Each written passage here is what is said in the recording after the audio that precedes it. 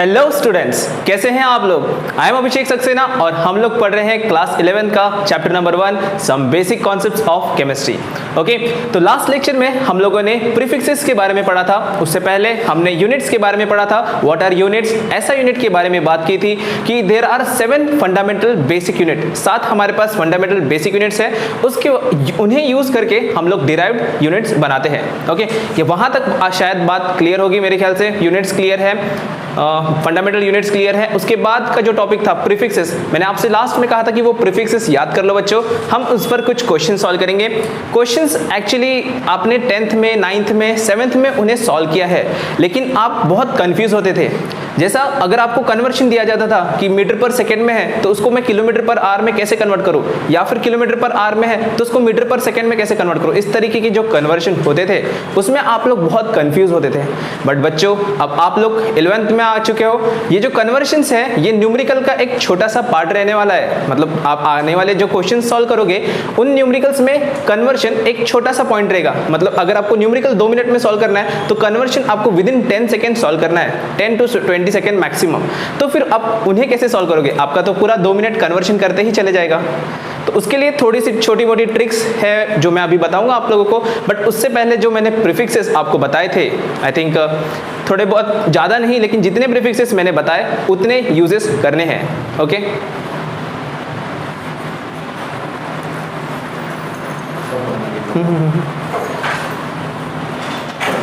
और कोई था क्या नीचे? हाँ, ओके, तो एक एक करके हम स्टेप बाय स्टेप देखते हैं कन्वर्शंस हमें कैसे सॉल्व करना है। सपोज अगर मेरे पास, मैं एक क्वेश्चन से एक एग्जांपल लेता हूं आपको कि मेरे पास एक क्वेश्चन दिया हुआ है, आपको कन्वर्ट करना है केजी को सेंटी केजी में। See here, kilo and centi are the prefixes. Gram हमारा किसका यूनिट हो जाएगा? ग्राम किसका यूनिट हो जाएगा? हमने 7 फंडामेंटल यूनिट, मास का यूनिट हो जाएगा। Okay, gram will be the unit of mass, लेकिन हमारा ऐसे यूनिट क्या है मास का? केजी। केजी ही हमारा ऐसा यूनिट है। लेकिन अगर कभी कभी हमें बहुत छोटी क्वांटिटी मेजर करनी हो, बहुत ही स्मॉल क्वांटिटी मेजर करनी हो, तो हम केजी में नहीं ले सकते। जैसे कि अगर हम दुकान में जा रहे हैं तो शक्कर ले रहे हैं तो केजीस में लेंगे, लेकिन अगर हमें सोना खरीदना है तो क्या उसे केजीस में खरीद देंगे? मुझे तो डाउट है, मैं तो नहीं खरीद सकता। शायद आप में से कोई खरीद सकता हो कि केजीस में आप सोना खरीद रहे हो, तो मैं तो नहीं खरीद सकता। That much is not possible for me. So KG को अगर मुझे सेंटी केजी में कन्वर्ट करना है तो फिर हम इसे कन्वर्ट कैसे करेंगे? देखो बच्चों, देखो सबसे पहले ध्यान में रखना है केजी को हमें सेंटी केजी में कन्वर्ट करना है। ये बात समझ में आ रही है? तो हम इसे थोड़ा सा मैथमेटिकल इक्वेशन की तरह सॉल्व करेंगे। क्या करेंगे? हम इसे एक मैथमेटिकल इक्वेशन की तरह सॉल्व करेंगे। हम इसे इस तरीके से लिखेंगे कि kg equals to X centi kg. क्या बात समझ में आ रही है? क्योंकि कुछ ना कुछ वैल्यू हमें मिलने वाली है, वहां पर हमें कोई ना कोई वैल्यू मिलने वाली है, तो मैंने kg equals to X kg, X centi kg लिख दिया। इतनी बात समझ में आई? यहां तक पॉइंट क्लियर है? हमें निकालना है एक्स की वैल्यू, जैसे कि आप 9, 10 में निकालते थे बचपन में। इक्वेशन दिया हुआ है, एक्स की वैल्यू हमें निकालना है। थोड़े बच्चों को थोड़ी नफरत होती थी वो एक्स वाई जेड से, बट अभी कोई नफरत नहीं होगी, क्योंकि कौन पढ़ा रहा है यहाँ पर? पढ़ा रहे हैं अभिषेक सर, जो कि सब क्वेश्चन को बहुत आसान बना देते हैं। तो किसी भी बात की टेंशन लेने की जरूरत नहीं है बच्चों। आपको केजी को मुझे कन्वर्ट करना है सेंटी केजी में, तो मैंने ले लिया kg equals to X centi kg, और मुझे निकालना है एक्स की वैल्यू। तो देखो बच्चों, अब एक्स की वैल्यू जब मुझे निकालनी होती है, ये सेंटी केजी एक्स के साथ मल्टीप्लिकेशन में है, प्लस माइनस नहीं है वहां पर। क्या है? मल्टीप्लिकेशन। कुछ नहीं होता मतलब क्या होता है वहां पर? अगर वहां पर कुछ नहीं है मतलब मल्टीप्लिकेशन। देखो एक्स केजी तो वो मल्टीप्लिकेशन में है, और मुझे चाहिए एक्स की वैल्यू। तो ये सेंटी केजी को मैं दूसरी साइड भेजूंगा, दूसरी साइड भेजूंगा। तो अगर वो एलएचएस में मल्टीप्लाई है तो आरएचएस में जाकर क्या होगा? वो यहां पर मल्टीप्लाई है तो दूसरी साइड जाकर क्या होता है? वो डिवाइड। क्या होता है? डिवाइड। तो दूसरी साइड जाकर वो होगा डिवाइड। तो मैं इसको लिख लेता हूं, kg divide by centi kg is equals to X. यहां तक पॉइंट समझ में आ रहा है? कोई डिफिकल्टी इसमें? अब देखो हम इसे कैसे सॉल्व करेंगे। हमें पावर्स पता है, 10 के पावर्स मैंने कल के लास्ट लेक्चर में बताया था कि व्हाट इज मीन बाय के जी, मतलब किलो मतलब क्या होता है, सेंटी मतलब क्या होता है। अगर आपने वो वीडियो नहीं देखा तो प्लेलिस्ट में जाकर उस वीडियो को चेक कर लो, ठीक है।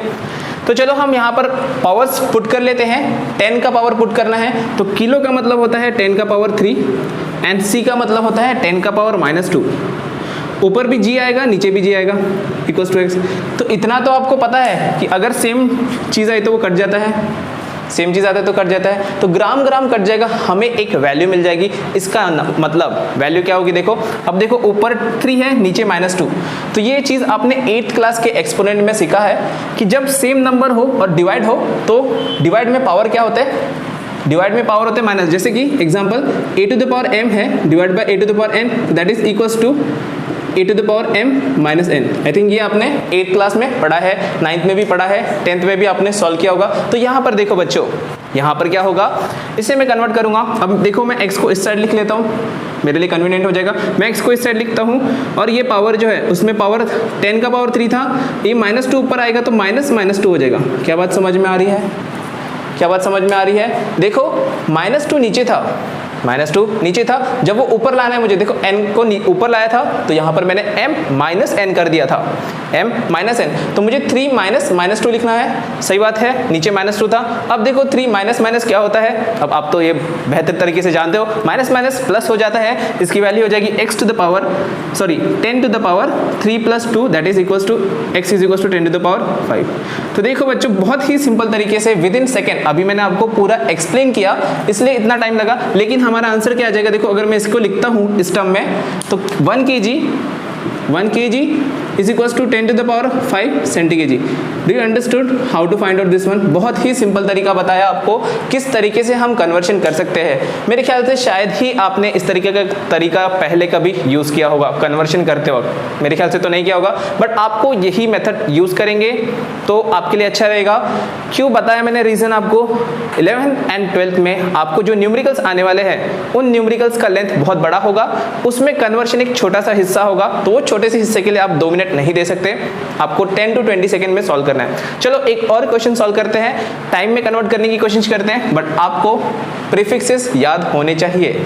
विदाउट नोइंग द प्रीफिक्सेस आप इसे सॉल्व नहीं कर सकते। बात क्लियर है?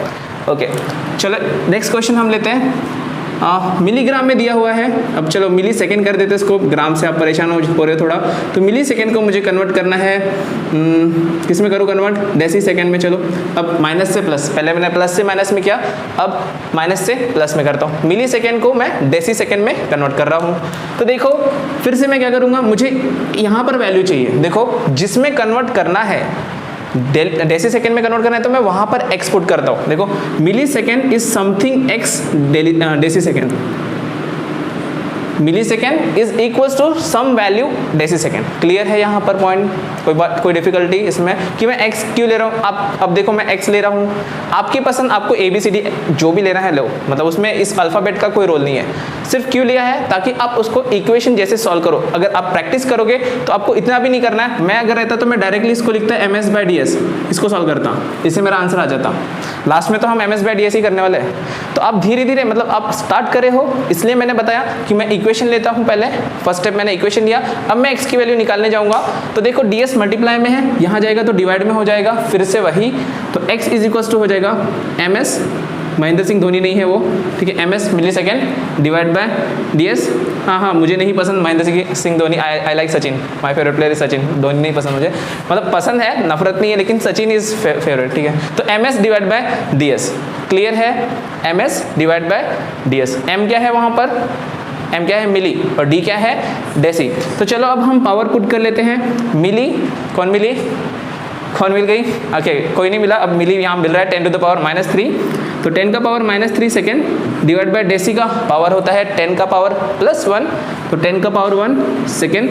अब ये सेकेंड कैंसिल हो जाएगा, अब फिर से वैसे ही क्या होगा, अब देखो ओके सॉरी, डेसी का मतलब 10 का पावर -1 या 10 का पावर -1, अब ये ऊपर जाएगा तो क्या होगा, 10 का पावर -3 -1, सेम ऐसे यही रूल लगेगा। डिवाइड में पावर का रूल क्या होता है, माइनस होता है। डिवाइड में पावर क्या होते हैं, माइनस होते हैं। a to the power m divide by a to the power n, m - n, same वही रूल लगेगा। तो यहाँ पर हो गया 10 -3 -1, ये होगा 10 का पावर, अब माइनस प्लस होगा, -3 + 1, तो बच्चों आंसर आएगा -2। -3 + 1 क्या होता है, -3 + 1 क्या होता है, -2। क्लियर है? तो यहाँ पर हमारा, अगर मैं इसको लिखने जाऊँगा तो कैसे लिख सकता हूँ, 1 millisecond is equals to 10 to the power -2 deci second. क्या बात क्लियर है? इसमें कोई डिफिकल्टी? इस तरीके से आप क्वेश्चन सॉल्व कर सकते हो। क्लियर? तो इसके लिए आपको अलग अलग प्रीफिक्सेस याद करने पड़ेंगे। तो कुछ मैं 5 एग्जांपल आपको देता हूँ, आप वो होमवर्क में सॉल्व कर लेना या असाइनमेंट कर लेना, अगर कुछ डाउट हो तो कमेंट में पूछ लेना, ठीक है? चलो क्वेश्चंस हम लिख लेते हैं यहाँ पर। बट देखो यहाँ पर मैंने 1 लिया था, हमेशा मैंने 1 millisecond is into some decisecond conversion लिया है। आपको क्वेश्चन में जब वैल्यू रहेगी तो कुछ नंबर भी रह सकता है, 2 रह सकता है, 100 रह सकता है, सम वैल्यूज भी रह सकती है। तो बस उस वैल्यू को आप मल्टीप्लाई कर दोगे। जैसे सपोज अगर मिली सेकेंड को डेसी सेकेंड में कन्वर्ट कर दिया, लेकिन क्वेश्चन में था 10 मिली सेकेंड, सपोज क्वेश्चन में था 10 मिली सेकेंड, 10 मिली सेकेंड को आपको डेसी सेकेंड में कन्वर्ट करना था, तो आप क्या करेंगे इसमें? एक पता है तो एक चॉकलेट 5 रुपए की, तो 10 चॉकलेट कितने रुपए की होती है? 1 चॉकलेट 5 रुपीज़, तो 10 चॉकलेट्स 50, 5 से मल्टीप्लाई। तो 1 millisecond 10 to the power -2 का है, तो 10 कितने का आएगा? इसको 10 से मल्टीप्लाई कर देंगे। तो 10 मिली सेकेंड को मल्टीप्लाई करने के लिए यहाँ भी 10 से मल्टीप्लाई, यहाँ भी 10 से मल्टीप्लाई, तो हो जाएगा 10 to the power -1 deci second. क्या बात समझ में आ रही है? -2 का क्या हो गया? -1। क्यों? क्योंकि 10 से मल्टीप्लाई किया। नहीं समझ में आ रहा है? Ratio proportion. अरे 1 millisecond 10 raise to power -2 deci second है। ये बात क्लियर है? हमने सॉल्व किया पूरा, ठीक है? अब देखो मुझे 10 मिली सेकेंड निकालना है। तो जैसे कि एक चॉकलेट 5 रुपये में आती है, 1 चॉकलेट 5 रुपीज़ कॉस्ट करती है सपोज। अब बोलेंगे सर ठीक है जन 5 रुपीज़ की चॉकलेट है, तो 10 चॉकलेट्स अगर मैं खरीदना चाहता हूँ तो 10 5 50 रुपीज़ लगेंगे मुझे, लगेंगे। तो वैसे ही 1 मिली सेकेंड था तो 10 raise to power -2 deci second लगता है। तो मुझे 10 मिली सेकेंड करना है तो मुझे LHS पे भी 10 मल्टीप्लाई करना पड़ेगा और RHS में भी 10 मल्टीप्लाई करना पड़ेगा। तो ये हो गया 10 और ये भी हो जाएगा। अब यहाँ पे -2 है तो एक +1 हो जाएगा। नहीं समझ में आ रहा? क्या करेंगे हम वहाँ पर? 10 raise to power -2 multiplied by 10, ये पावर 1 है। मल्टीप्लाई में पावर का क्या होता है? मल्टीप्लाई में पावर का क्या होता है? a to the power m into a to the power n रहेगा, तो a to the power m plus n। क्या बात समझ में आ रही है? क्या बात समझ में आ रही? तो यहाँ पर क्या होगा? 10 का पावर -2 + 1, ये हो जाएगा 10 का पावर -1। यही लिखा था मैंने, कोई डिफिकल्टी इसमें? तो इसमें आप अलग अलग तरीके से देखो। अगर आपको परफेक्ट होना है कन्वर्शंस में तो आपको नंबर ऑफ क्वेश्चन सॉल्व करने पड़ेंगे। नॉर्मली मैं 50 to 100 क्वेश्चन सॉल्व करने बोलता हूँ बच्चों को, बट अभी वीडियो में इतने क्वेश्चन मैं नहीं लिखने वाला। 5 question I will give you so that you can solve. चलो 1 nanometre is equals to how many kilometre second? हम लिख लेते हैं 1 femto second, femto second is equals to how many deci second. इसके बाद हम लिखते हैं वेवलेंथ में आता है बहुत बार क्वेश्चन हमारा एमस्ट्रॉन्ग में, सॉरी एमस्ट्रॉन्ग हमने यहाँ नहीं पढ़ा, हमने नैनोमीटर पढ़ा है। तो how many kilometre, sorry 1 kilometre is how many nanometre. Fourth question kilometre millimetre में कन्वर्ट कर देते हैं हमने, kilometre centi, so kilometre into how many centimetre.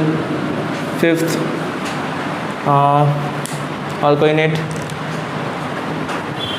kg, so okay milligram into centigram.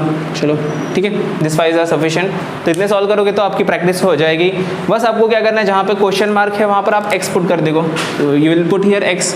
आप वहाँ पर सिर्फ क्वेश्चन मार्क की जगह पर x पुट कर देंगे, आपका आंसर आ जाएगा। ठीक है, तो समझ में आया होगा मेरे ख्याल से पूरा पॉइंट कि हमने कन्वर्शंस कैसे करना है। बट कन्वर्शंस करने से पहले आपको प्रीफिक्सेस याद करने हैं। कन्वर्शंस करते हो आप एक इक्वेशन फॉर्म में सॉल्व कर सकते हो। जब आप ज़्यादा स्पीड में सॉल्व करने लगोगे इस चीज़ को, तो आप डायरेक्ट भी सॉल्व कर सकते हो। मतलब आपको पता है कि अब हम इक्वेशन में इसे डिवाइड ही करने वाले हैं, तो आप इसको डायरेक्ट भी सॉल्व कर सकते हो। लेकिन स्टेप बाय स्टेप जाओगे तो परफेक्टनेस रहेगा। डायरेक्ट अब एकदम फर्स्ट से तो 12th में नहीं आ गए ना, या 11th में नहीं आ गए, एक एक स्टेप क्रॉस करके ही हम पहुंचेंगे। तो आप एक एक स्टेप करके प्रैक्टिस करके ही वहां तक पहुंचो। ठीक है, बात क्लियर है और समझ में आया होगा मेरे ख्याल से। तो समझ में आया तो लाइक भी कर दो वीडियो को साथ में। चलो ठीक है, इसको नोट करो और फिर हम नेक्स्ट पॉइंट है हमारा मास एंड वेट, उसको हम कंप्लीट करते हैं। ठीक है, ओके तो प्रीफिक्सेस आपको समझ गए हैं and how to get the conversions वो भी आपको समझ गया है। तो चलते हैं हम लोग नेक्स्ट टॉपिक पर। जैसे कि हमने स्टार्ट किया था actually physical property and chemical property, है ना बच्चों? शायद हमने स्टार्ट किया था फिजिकल एंड केमिकल प्रॉपर्टी, फिर हम यूनिट्स में घुस गए थे, पता नहीं, मतलब वो बुक में वैसा दिया है इसलिए मैंने वैसा पढ़ा है। ठीक है, तो स्टार्ट होता है physical property, chemical property and हम SI यूनिट में घुस गए। बट एक्चुअली SI यूनिट में इसलिए हम लोग बात कर रहे थे क्योंकि जितने भी फिजिकल यूनिट्स, फिजिकल प्रॉपर्टीज है या क्वांटिटीज है, उसी उसे मेजर करने के लिए कोई ना कोई यूनिट लगने वाला है, ठीक है। वही हम बात कर रहे थे कि जो मास हम मेजर करने वाले हैं या कोई क्वांटिटी हम मेजर करते हैं तो उसकी कुछ ना कुछ यूनिट होने वाली है। जितने भी टर्म्स हैं हर एक टर्म्स के यूनिट होने वाले, इसलिए ऐसा यूनिट पढ़ा हमने। कन्वर्जन देखे, अब हम आ जाते हैं हमारे एक एक फिजिकल प्रॉपर्टीज पर। तो सबसे पहला मैटर का प्रॉपर्टी, जो मैटर की डेफिनेशन है कि matter is substance which have mass and occupy space, मतलब वॉल्यूम। तो सबसे पहला मास के बारे में बात करते हैं। तो थोड़ा बहुत शायद मैंने स्टार्टिंग में आपको लोगों को बताया था कि मास का मतलब क्या होता है, व्हाट इज मास। तो mass is the amount of that और quantity of that substance. Mass का मतलब क्या होता है, क्वांटिटी ऑफ द सब्सटेंस। अगर हमें मास पता हो तो हमें उसकी क्वांटिटी पता होती है। जैसे कि मैंने आपको एग्जांपल भी बताया था कि अगर मैंने कहा आप लोगों से कि 1 kg शुगर मुझे खरीदना है, तो आप इमेजिन करोगे एक छोटा सा बैग 1 kg का। अगर मैं कहूँगा 50 kg ऑफ शुगर, तो आप एक बोरा भर के, बहुत बड़ा सा बोरा इमेजिन करोगे। तो मतलब बस एक टर्म मैंने कहा 1 kg या फिर 50 kg, उसके बेसिस पर आपके दिमाग ने इमेजिन कर लिया। क्या बात सही है? तो मतलब मास का मतलब क्या होगा, अगर हमें मास पता है तो हमें क्वांटिटी पता है कि कितना क्वांटिटी सब्सटेंस है। अगर हम कोई भी प्रोसेस करते हैं, जैसे आपने 10th क्लास में पढ़ा chemical reactions, balancing a chemical equation, वहां पर आपने यूज किया था law of conservation of mass, that mass is neither created not destroyed, it just convert from one form to another. Actually वो रॉन्ग है, but ठीक है। तो फिलहाल अगर कंजर्वेशन ऑफ मास की बात करते हैं तो हमें मास पता होना चाहिए कि हम स्टार्टिंग में केमिकल रिएक्शन में कितना मास ले रहे हैं, एंडिंग में कितना मास होगा। तो वो मास एग्जैक्टली मतलब ये तो हमें समझ गया कि मास इज सम क्वांटिटी, ठीक है, मास इज अ क्वांटिटी। लेकिन इस मास को हम कैसे मेजर करते हैं, हम मास को किस चीज़ से मेजर करते हैं?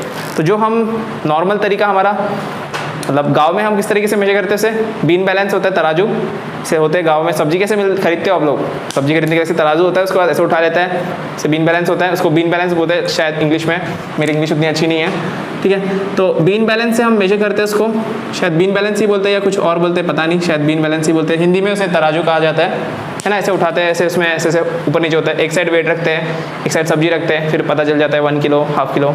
देखा है आपने? नहीं देखा? ओके।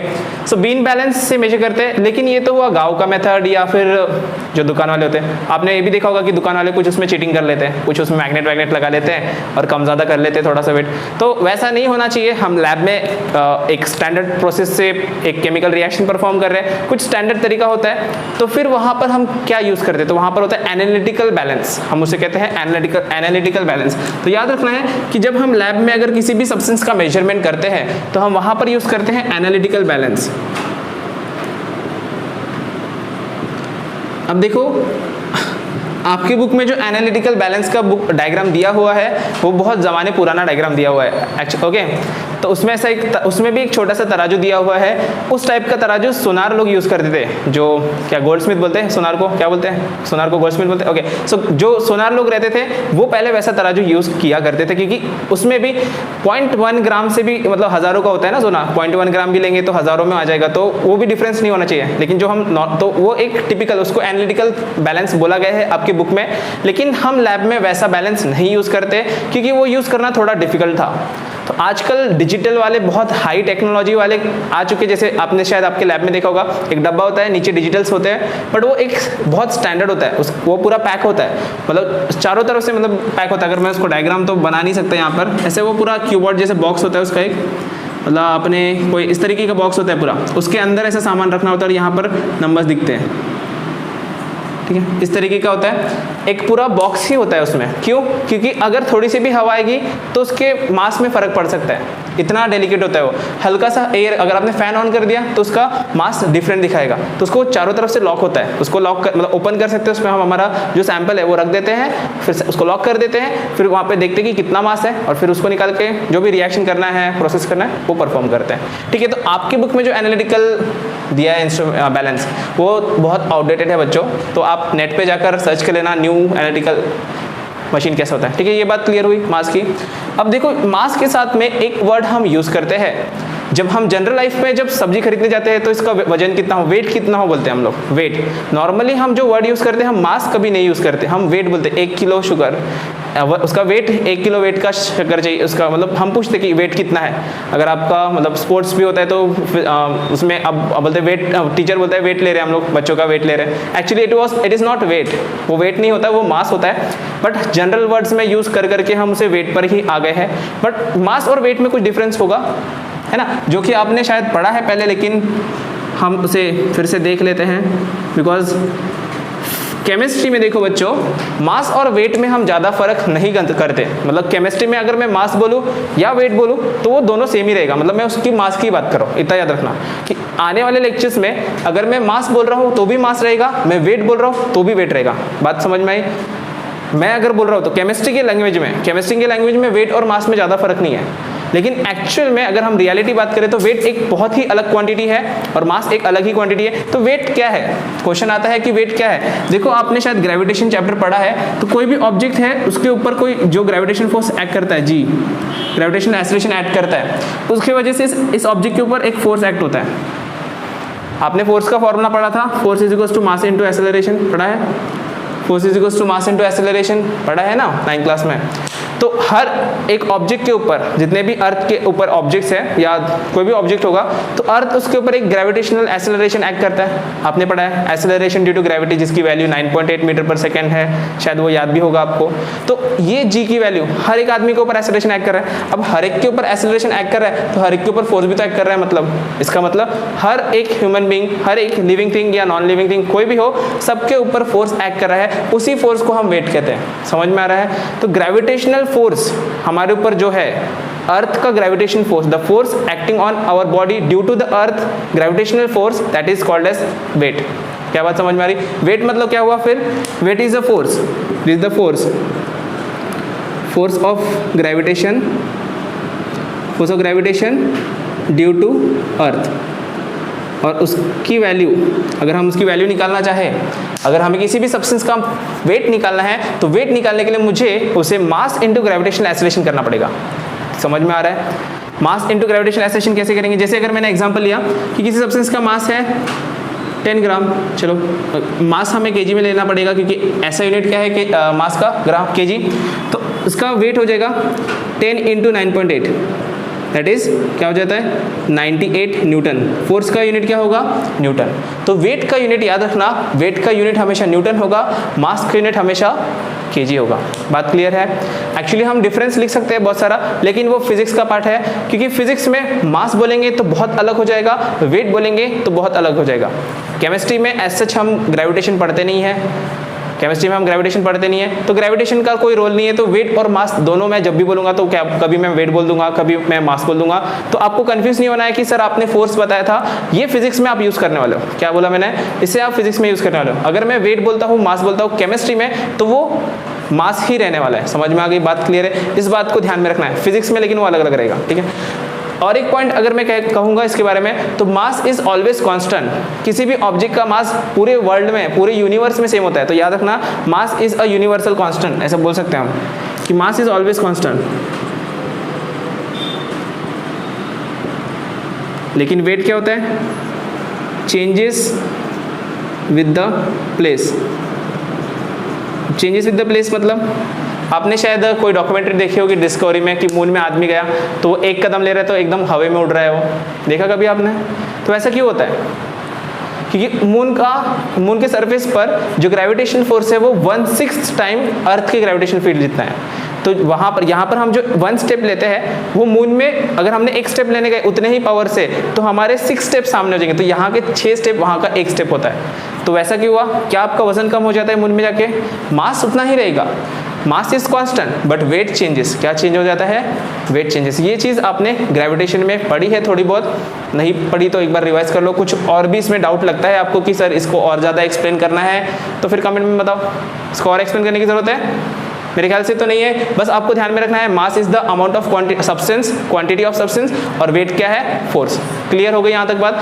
अब हम चलते हैं नेक्स्ट पॉइंट, मैटर का डेफिनेशन का नेक्स्ट टर्म क्या है? Occupy space. ऑक्यूपाई स्पेस का मतलब होता है वॉल्यूम। क्या होता है इसका मतलब? वॉल्यूम। अब देखो, वॉल्यूम आप 8 से निकाल रहे हो, 8 में volume of cube, volume of cuboid, volume of cylinder, वो होता क्या है एक्चुअल में? होता क्या है, वॉल्यूम वर्ड नया नहीं है आप लोग के लिए। मास तो भी मैं बोल सकता हूँ कि आप बहुत कम बार सुने हो, लेकिन 8th में भी आपने वॉल्यूम निकाला था, 9th में भी आपने वॉल्यूम निकाला था, और 12th में भी वॉल्यूम निकाला। तो बच्चों सॉरी 10th में, 12th तो अभी हानि का है, बोलेंगे सर अभी से 12th में पहुँचा रहे हो। तो वॉल्यूम का मतलब क्या होता है एग्जैक्टली अगर मैं उसका मतलब सोचूं, तो उसका मतलब अगर हम सोचने गए तो देखो कोई भी कंटेनर होता है हमारे पास, हम किसी 2 डायमेंशनल फिगर का, देखो आपने कभी स्क्वायर का वॉल्यूम निकाला क्या, वॉल्यूम ऑफ स्क्वायर सुना कभी आपने, तो वॉल्यूम ऑफ क्यूब सुना, क्यूब सुना होगा सोचो, क्योंकि जब स्क्वायर था तो स्क्वायर की कोई क्वांटिटी नहीं, उसमें कोई जगह नहीं थी। जैसे अब ये क्यूब है तो उसके अंदर मैं सामान रख सकता हूँ, इसके अंदर सामान रख सकता हूँ। स्क्वायर इज 2 डायमेंशन, वहाँ पे हम कोई सामान नहीं रख सकते, उसकी कोई कैपेसिटी नहीं है। तो वॉल्यूम मतलब capacity to attain some substance inside it, उसके अंदर क्या स्पेस रख सकते हैं, क्या हम उसके अंदर कुछ चीज़ रख सकते हैं। अगर वो हॉलो होगा तब हम उसके अंदर रख सकते हैं, बट अगर वो सॉलिड हुआ तो पूरा का पूरा पैक लकड़ी का बना है। सपोज ये क्यूब पूरा लकड़ी का बना हो, जैसे डस्टर होता है हमारा, जो डस्टर होता है वो लकड़ी का होता है पूरा, तो पूरा पैक होता है, तो फिर सर उसमें क्या वॉल्यूम होगा। अब मैंने बोला कैपेसिटी, पहला क्या बताया मैंने, volume is the capacity, it is the capacity of a substance, capacity of an object, कि उस ऑब्जेक्ट में हम कितना सामान रख सकते हैं। ये पहला बताया कि उस ऑब्जेक्ट में हम, जैसे वाटर बॉटल है, तो वाटर बॉटल है मेरे पास 1 लीटर की, इसका मतलब उसमें 1 लीटर वॉल्यूम का पानी आ सकता है। अगर मेरे पास 5 लीटर की वाटर बॉटल है या 2 लीटर का कैन है, तो उसमें 2 लीटर पानी आएगा, मतलब उसकी कैपेसिटी कितनी है, 2 लीटर्स की या 5 लीटर्स की, डिपेंडिंग ऑन उसका साइज़ कितना होगा। जितना वॉल्यूम बढ़ेगा उतना साइज़ भी बढ़ते जाएगा ना, ये तो कॉमन सेंस है। 1 लीटर की बोतल और 5 लीटर की बोतल क्या सेम साइज़ की मिलती है आपके घर में, वो तो फिर मैजिकल हो जाएगी, मेरे को भी ला देना 1-2 मैं भी फिर 5-5 लीटर की बोतल जेब में लेकर घूमते जाऊंगा फिर। Okay, so capacity, first thing is capacity of object. लेकिन अगर वो पूरा पैक है, जैसे मैंने कहा डस्टर, चलो इस पेन का एग्जांपल लेते हैं, ये पूरा पैक है, इसका वॉल्यूम निकालना हो तो इसका वॉल्यूम का मतलब क्या होगा, इसमें तो मैं कुछ नहीं भर सकता, सर इंक तो भर सकते हैं इसमें लेकिन चलो सपोज ये पूरा पैक है, तो फिर क्या करेंगे, तो इस पेन को रहने के लिए कोई जगह लग रही है, स्पेस लग रहा है, देखो इसको रख, ये पूरा स्पेस कवर कर रहा है, इसको मैं जेब में रख रहा हूँ तो जेब का मेरा इतना जगह पैक हो रहा है, इतना पूरा पैक होता है। तो ये जो स्पेस है, space covered by the object, total space occupied by the object, ये भी बोल सकते हो space occupied by the object, कि वो ऑब्जेक्ट कितना स्पेस ऑक्यूपाई करता है, वो भी एक टाइप से वॉल्यूम ही होगा। समझ में आ रहा है, क्या बात क्लियर है? ओके, चलो अब हम इसकी बात करते हैं, इसका यूनिट, जैसे कि मैंने यहाँ पर यूनिट बताया, मास का यूनिट क्या होता है केजी, वेट का यूनिट होता है न्यूटन, क्योंकि फोर्स का ऐसा यूनिट क्या है न्यूटन। तो वॉल्यूम का यूनिट क्या होगा, सोचो आप जब निकालते थे वॉल्यूम तो आप क्या करते थे, जैसे क्यूब है, वॉल्यूम ऑफ क्यूब कैसे निकालते थे, side cube a into a, तो क्या होता था मीटर क्यूब, क्या आता था metre cube. Metre is the ऐसा यूनिट फॉर लेंथ, मीटर एक ऐसा यूनिट है लेंथ का, तो वॉल्यूम का ऐसा यूनिट क्या होगा, फिर ऐसा यूनिट होगा मीटर क्यूब। याद रखना कि वॉल्यूम का ऐसा यूनिट है मीटर क्यूब, इसको ही हम कन्वर्ट कर सकते हैं डेसीमीटर क्यूब में, सेंटीमीटर क्यूब में या मिलीमीटर क्यूब में। अब इसके कन्वर्शन नहीं आते आपको, उसके कन्वर्शन थोड़े से अलग है, वो नहीं बताया मैंने, ठीक है चलो बता दूंगा अभी मैं, इसका कन्वर्शन बता दूंगा तो वो भी क्लियर हो जाएगा, पावर की कन्वर्शन कैसे करना है। बट अगर आप घर में दूध लेते होगे तो क्या आपका दूध वाला ऐसे बोलता है 10 मीटर क्यूब दूध दिया, आज 5 मीटर क्यूब दूध दिया, ऐसे नहीं होता है। तो जनरल टर्म में हम लोग इसे लीटर्स में नोट करते हैं, किसमें यूज़ करते हैं हम, volume is measured in general term in India, हम इंडिया की बात करो कि इंडिया में it is generally measured in terms of litres, किसमें हम मेजर करते हैं, तो इंडिया में वी यूज़ लीटर्स, या तो हम लीटर्स यूज़ करते हैं या तो फिर मिलीलीटर ml, लीटर या फिर मिलीलीटर यूज़ करते हैं। तो अब इंपॉर्टेंट पॉइंट यहाँ पर क्या आता है कि जब हम केमिस्ट्री की बात करते हैं तो हम यहाँ पर लीटर या मिलीलीटर का कॉन्सेप्ट बहुत कम यूज़ करते हैं, मतलब करते हैं, लेकिन हमें ऐसा यूनिट में भी सॉल्व करना पड़ेगा, तो ऐसा यूनिट में कन्वर्शन भी पता होना चाहिए। तो ये लीटर को, तो 1 litre is equals to 1 decimetre cube होता है, याद रखना 1 litre is equals to 1 decimetre cube, या फिर 1 मिलीलीटर इज 1 सेंटीमीटर क्यूब, ठीक है। इसको ही अगर मैं कन्वर्ट करता हूँ, अगर मैं इसे कन्वर्ट करना चाहूँ, यहाँ पर होगा मेरा क्या होगा कन्वर्शन, अगर मैं इसको 1 डेसीमीटर क्यूब को 1 मीटर क्यूब में कन्वर्ट करना चाहूँ, 1 डेसीमीटर क्यूब को कन्वर्शन भी सीख जाएंगे, यहाँ पर मीटर क्यूब में कन्वर्ट करना है। तो कन्वर्शन कैसे करते हैं, डिवाइड करना पड़ेगा मुझे, क्या करना पड़ेगा, divide, decimetre cube divide by metre cube, क्या होगा डेसी का मतलब क्या होता है 10 का पावर -1, डेसी का मतलब होता है 10 का पावर -1, तो 10 का पावर -1 का क्यूब हो जाएगा, देखो क्योंकि वो क्यूब है, वो क्यूब है, याद रखना क्यूब था वहाँ पर। देखो अगर मैं डेसीमीटर रहता, ये साइड डेसीमीटर है, ये साइड भी डेसीमीटर है और ये भी साइड डेसीमीटर है, तो decimetre into decimetre into decimetre 3 बार डेसी मल्टीप्लाई करना पड़ेगा, तब जाकर डेसीमीटर क्यूब आएगा। क्या बात समझ में आ रही है? ये जो मीटर क्यूब लगा है डेसीमीटर क्यूब, ये डेसी को भी क्यूब है और मीटर को भी क्यूब है, इस तरीके से कन्वर्शन आएंगे। तो देखो यहाँ पर क्या होगा 10 का पावर -3, तो ये हो जाएगा 10 का पावर -3 मीटर क्यूब, सॉरी सिर्फ 10 का पावर -3। आपको पता है पावर का पावर क्या होता है मल्टीप्लाई। अगर कोई भी नंबर हो, चलो इधर लिख देता हूँ, a का पावर m है, उसका पावर n है, तो क्या होता है a का power m multiplied by n। पता है आपको ये पावर का पावर मल्टीप्लाई होता है, तो -1 इंटू 3 -3 हो जाएगा, तो 1 लीटर, तो 1 लीटर मतलब क्या हो गया हमारे पास में is equals to 10⁻³ metre cube. क्या बात समझ में आ रही है? और अगर हम 1 ml की बात करें तो 1 ml को मीटर क्यूब में कन्वर्ट करना है, तो यहाँ मेरे पास में है 1 सेंटीमीटर क्यूब, तो 1 सेंटीमीटर क्यूब को मुझे कन्वर्ट करना है मीटर क्यूब में। फिर से वही centimetre cube divide by metre cube, that is equals to 10⁻² का पावर 3, क्या आएगा 10⁻6। तो यहाँ पर मेरे पास आएगा 10⁻6 मीटर क्यूब। इसका मतलब हमारा जो लीटर है वो बहुत छोटी क्वांटिटी है मीटर क्यूब के सामने। नहीं समझ में आ रहा है? कन्वर्शन समझ में आए? ये तो मतलब फास्ट किया मैंने थोड़ा सा, बट कन्वर्शन आपको समझ में आ रहा है नहीं आ रहे? थोड़ा डिफिकल्ट लग रहा है? फास्ट हो गया? ज़्यादा फास्ट हो गया?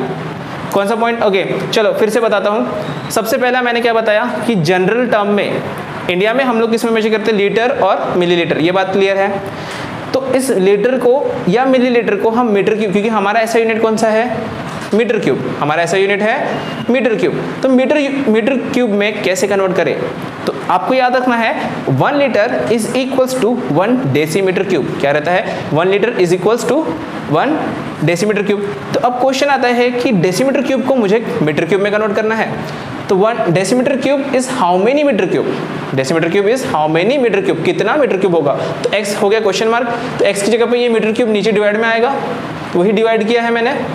डेसी की जगह पर 10⁻1 पुट किया, लेकिन पावर 3 है, क्यूब है, सिर्फ डेसीमीटर होता तो पावर नहीं लगता, सिर्फ डेसीमीटर होता, लेंथ होता तो पावर नहीं लगता, ये तो वॉल्यूम है, तो वॉल्यूम में पावर 3 लग गया, और पावर 3 लग गया इसकी वजह से क्या हुआ -3 इंटू 3 -3। समझ में आया? अब यहाँ पर आया 10 का पावर -3 मीटर क्यूब। क्या बात क्लियर है?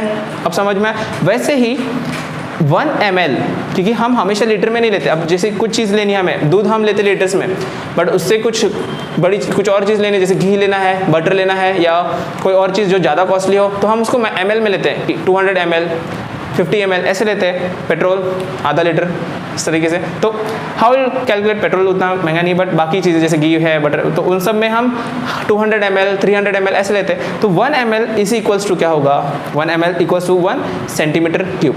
ठीक है, अब 1 centimetre is how many metre cube निकालना है। यहाँ पर x आ जाएगा बीच में, ये मीटर क्यूब डिवाइड में चले जाएगा, डिवाइड में गया, सेंटी की जगह पे मैं रखूंगा 10⁻2। अब वो प्रीफिक्सेस याद होने पड़ेंगे, 10⁻2 का पावर 3, 3 2 6, तो 10 का पावर -6, 10 का पावर -6 मीटर क्यूब। क्या बात समझ में आई? क्लियर है यहाँ तक के? तो ये हुआ हमारा वॉल्यूम। तो जैसे अब देखो मैंने वॉल्यूम का मतलब समझा दिया, उसका यूनिट समझा दिया। अब क्वेश्चन आता है कि हम उसको मेजर कैसे करते हैं। तो यहाँ पे जैसे बताया था एनालिटिकल बैलेंस यूज़ किया जाता है मास मेजर करने के लिए। डिजिटल बैलेंस होते हैं। देखना बच्चों, ये जो मास के लिए मैंने बताया, जो आप ग्रोसरी शॉप में देखते हो वो अलग होता है, वो मतलब वो घटी, मतलब वो it is very poor condition, मतलब उसमें कुछ क्वालिटी नहीं होती है, उसमें एग्जैक्ट मेजरमेंट नहीं होती। जो हम लैब में यूज़ करते हैं उसकी एक्यूरेसी बहुत ज़्यादा होती है, डेसिमल 0.00 4 डेसिमल तक उसकी एक्यूरेसी होती है। हम एक्यूरेसी एंड प्रिसीजन आगे देखने वाले हैं, इसलिए मैंने वो एक्सप्लेन नहीं किया। हम उस टॉपिक पर इसके बारे में बात करेंगे कि नॉर्मल बैलेंस में क्या होता है और एनालिटिकल बैलेंस में क्या होता है। ठीक है, अब हम वॉल्यूम के बारे में बात करते हैं कि एग्जैक्टली हम वॉल्यूम कैसे मेजर करते हैं। तो वॉल्यूम मेजर करने के लिए आपने देखा होगा आपका दूध वाला किससे मेजर करता है, ऐसा उसके पास कुछ होता है, ऐसे निकालता है। अब वो तो हमको पता नहीं क्या होता है, तो एक्चुअल में लैब में वैसा कोई, लैब में भी वैसे टाइप के इक्विपमेंट होते हैं। तो उससे सबसे पहले हम बोलेंगे मेजरिंग सिलेंडर। सबसे पहला हमारे पास रहता है एक सिलेंडर होता है लंबा सा, देखो 1 लीटर का ऐसा लंबा सा सिलेंडर होता है, एक उसके लंबा होता है, और यहाँ पे ऐसे मार्किंग होती है, इसको हम बोलते हैं मेजरिंग सिलेंडर। अब मैं लिख नहीं रहा, आपके टेक्स्ट बुक में डायग्राम दिया हुआ है अच्छे से। अब मैं ड्राइंग टीचर तो नहीं हूँ कि मैं ड्राइंग अच्छी बनाऊंगा यहाँ पर। तो मेजरिंग सिलेंडर होता है, एक लंबा सा सिलेंडर होता है, उसमें उसको हम बोलते हैं ग्रेजुएटेड या ग्रेजुएटेड ऐसा सिलेंडर बोलते हैं, ओके, उसमें नंबर्स लिखे होते हैं, क्लियर है। उसके बाद अगर हमारे पास अगर ये सिलेंडर नहीं है, ये देखो ये 1 लीटर में आता है, छोटे छोटे भी आते हैं, इतने छोटे छोटे से भी होते हैं, 5 ml 1 ml का भी होता है, मतलब वो छोटे थोड़े से क्यूट दिखते हैं, छोटे छोटे वाले देखना, मतलब क्यूट दिखते हैं, छोटे छोटे होते हैं ना, इतने से होते हैं, फनेल भी होता है इतना छोटे साइज का, ठीक है। तो ये हुआ मेजरिंग सिलेंडर, ये बड़ा साइज का बता रहा हूँ। इसके बाद अगर मेजरिंग सिलेंडर से मेजर नहीं करना, थोड़ी कम क्वांटिटी मेजर करना है, तो शायद अब आपके प्रैक्टिकल तो हुए नहीं है, लेकिन शायद आपने 10th में टाइट्रेशन वर्ड किया है, कभी टाइट्रेशन ऐसा कुछ नहीं किया, तो आप टाइट्रेशन अभी करोगे तो क्या होता है कि उसमें ऐसे लंबा सा ट्यूब होता है, उसमें नीचे नल होता है, छोटा सा लंबा सा ट्यूब होता है कांच का और नीचे नल होता है, तो उसको हम बोलते हैं ब्यूरेट। ऐसा देखो यहाँ पर ऐसा लंबा सा ट्यूब होता है, वो पतला ट्यूब होता है, ठीक है, और इसमें नीचे नल होता है, ऐसे छोटा होता है यहाँ पर ड्रॉप गिरने के लिए, और यहाँ पे नल होता है, तो इसको हम बोलते हैं ब्यूरेट। क्या बात समझ में आ रही है? इसे हम कहते हैं ब्यूरेट। ये भी थोड़ा बड़ा होता है, मतलब एक्सपेरिमेंटेशन करने के लिए हम इसे यूज़ करते हैं। इसे हम स्टैंड पे लगाते हैं और नीचे हमारा जो रिएक्शन करनी होती है उसको हम ऑन करते हैं, ड्रॉप गिराते हैं, ताकि हम एग्जैक्टली मेजर कर सके कि कितना केमिकल हमने इसमें डाला है रिएक्शन में, समझ में आ रहा है? उसकी मेजरिंग के लिए रहता है। अब इससे भी हाईली अगर बहुत कम क्वान्टिटी हमें मेजर करना है, एग्जैक्टली क्वान्टिटी कि 5 ml है, 25 ml, तो नेक्स्ट आता है पीपेट। तो वो भी ऐसा ट्यूब होता है, लेकिन वो इससे भी पतला होता है, उसमें बीच में ऐसा फूला होता है वो, और इस टाइप का कुछ इक्विपमेंट होता है, आपकी बुक में आप समझ जाओगे, दिख रहा है बुक में। तो वो पीपेट होता है। पीपेट क्या होता है? एग्जैक्ट क्वांटिटी मेजर करने के लिए होता है, मतलब उसमें कैसे एक ब्लोअर होता है, एक पंप टाइप का होता है, उससे हम उसको सक करते हैं, शक्कर होता है, उसको शक्कर बोलते हैं ऐसा, या आप डायरेक्ट भी कर सकते हो, लेकिन वो केमिकल आपके मुंह में आ जाएंगे, इसलिए आपको नहीं करना है मुंह से। शक्कर मिलता है, पता नहीं आपके लैब में होगा या नहीं, बहुत से लैब में नहीं होता। एक इजेक्ट, उसके लिए दूसरे भी इक्विपमेंट होते हैं, लेकिन लैब में हम लोग उसे शक्कर से यूज़ करते हैं। शक्कर से ऐसे उसे सक किया जाता है, केमिकल में रखे तो केमिकल ऊपर आ जाता है, उसमें एक मार्किंग होती है, वो मार्किंग एग्जैक्ट एकदम स्टैंडर्ड होती है, समझ में आ रहा है? उसे हम पिपेट कहते हैं। और लास्ट में हमारे पास होता है कोनिकल फ्लास्क, आई थिंक एक मेजरिंग। लास्ट कौन सा है हमारा? वॉल्यूमेट्रिक फ्लास्क, या वॉल्यूमेट्रिक फ्लास्क बोलते हैं आई थिंक हम लास्ट वाले को।